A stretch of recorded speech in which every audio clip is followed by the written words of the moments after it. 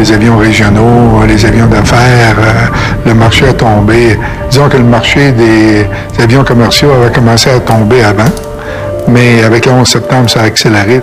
Et en plus, nous, on avait fait l'acquisition d'Attrans au mois de mai 2001. Cette acquisition était très dispendieuse parce que finalement, après l'acquisition, on s'est aperçu qu'il y avait bien des contrats, que les provisions n'avaient pas été prises adéquates, mais il fallait quand même les livrer. Alors, le cumul de tous ces problèmes-là, un de ces problèmes-là serait arrivé que la compagnie aurait très bien pu en prendre soin, etc.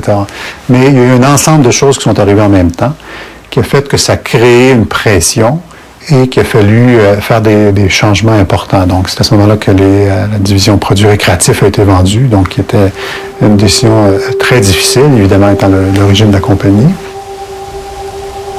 Je sais l'attachement émotif que nous partageons tous envers le groupe des produits récréatifs. C'est le berceau et un des fleurons de notre entreprise. Le premier porteur du nom maintenant célèbre de Joseph Armand Bombardier. La décision de nous en départir a donc été particulièrement pénible, mais elle l'est encore davantage pour l'actionnaire principal.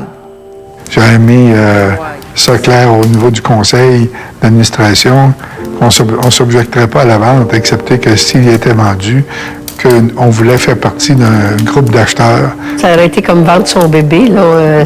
C'était presque impossible de penser comme ça. Ça nous aurait détruit. Finalement, on a fait partie du groupe qui l'a acquise.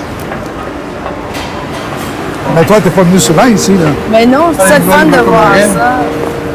Bonjour, ça va bien? Bienvenue chez vous. Oui, ça fait plaisir. Bonjour, madame.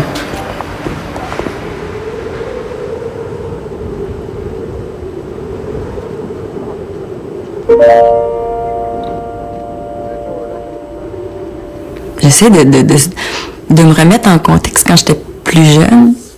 Puis où c'est rendu aujourd'hui, c'est comme tellement deux mondes différents. C'est sûr qu'il y a un lien,